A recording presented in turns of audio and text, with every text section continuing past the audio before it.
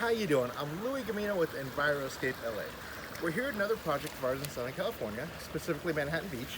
And you can see the area behind me. We installed our pondless waterfall, and we have a ton of pollinator plants. There's plenty of California natives in the background, near natives over here. We have native milkweed in the background there. And then we're gonna go ahead and start doing our drip irrigation.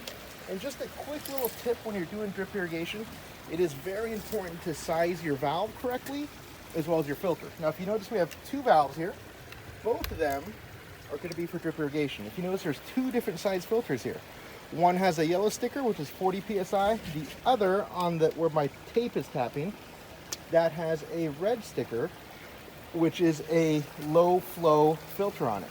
As well as the valves are different. If you take a look at the valves in the back here, one has that LFV, meaning it's a low flow valve, and the other is a simple 3/4 inch Rainbird anti-siphon valve. Now you may wonder why different valves. Well, we're irrigating, the zones we're irrigating have different needs.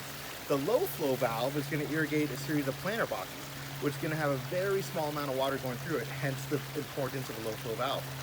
The irrigation valve with the bigger filter on it is going to have about 500 linear feet of Rainbird half-inch copper shield drip tubing going through it. So we need that larger flow of water. So whenever you're doing drip irrigation, it's very important to size your valves appropriately so that it will last for a very long time. Right now, the complete landscape is planted. However, we do not have any drip irrigation going in. You can see we have our stubs or our point of connections here that we laid out for our drip irrigation. The boys are going to be tapping into that shortly.